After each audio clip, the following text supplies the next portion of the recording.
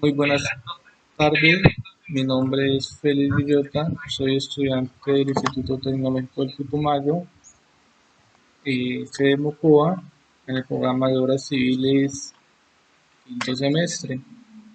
Bueno, en esta tarde pues voy a hablar un poco sobre la distribución de frecuencias, en el cual pues me voy a enfocar más que todo en las tablas de frecuencia en datos no agrupados.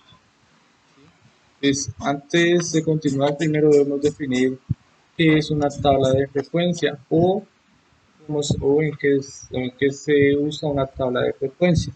Entonces, pues se conoce una tabla de frecuencia como una expresión gráfica donde se puede conocer la repetibilidad de una serie de datos, ¿sí?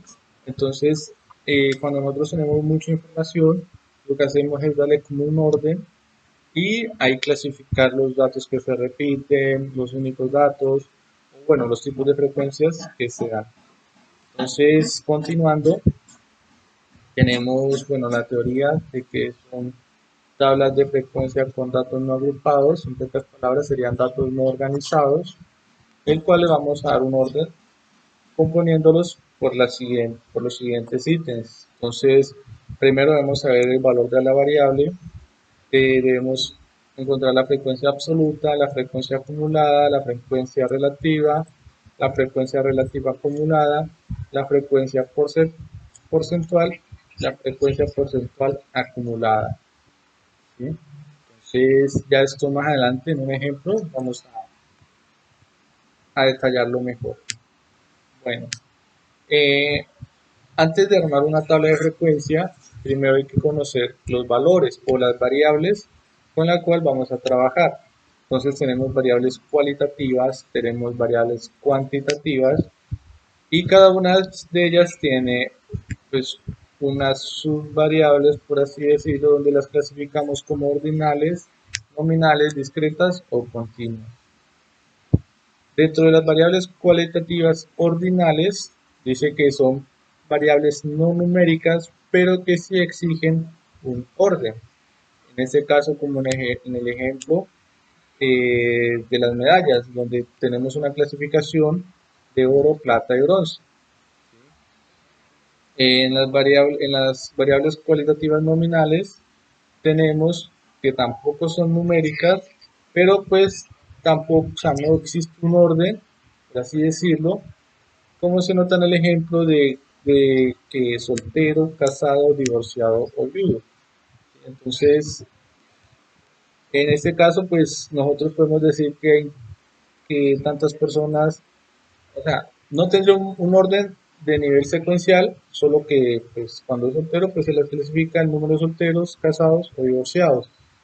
En el anterior, sí, el oro, pues se sabe que es de un mayor puntaje, por así decirlo, o una clasificación más alta. Las variables cuantitativas discretas, y entonces en estas sí ya vamos a tener valores numéricos donde podemos asumir un número contable de valores. Aquí sí ya tenemos muchos números, el número de hijos en las familias puede ser de 0, 1, 2, 3, 4, etcétera.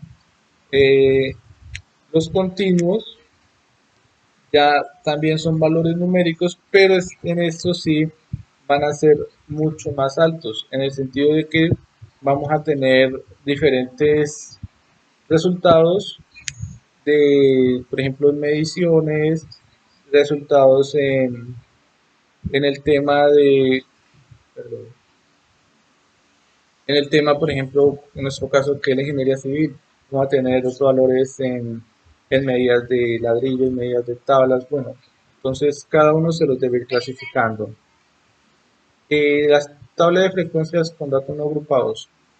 Entrando en materia, pues los dicen, primero pues ya conocimos los valores de las variables, entonces aquí pues ya vamos a trabajar nosotros más que todo con variables cuantitativas o numéricas, y entonces pues dependiendo de las variables pues ya vamos armando nuestra tabla de frecuencias y la primera es la frecuencia absoluta. De la frecuencia absoluta dice que es la cantidad de veces que aparece el valor en el estudio. Entonces, aquí sería el dato como más repetido que tenemos en un grupo de datos, ¿sí? La sumatoria de las frecuencias absolutas debe ser igual al número de datos. Eso lo podemos comprobar en el ejemplo que más adelante vamos a indicarles.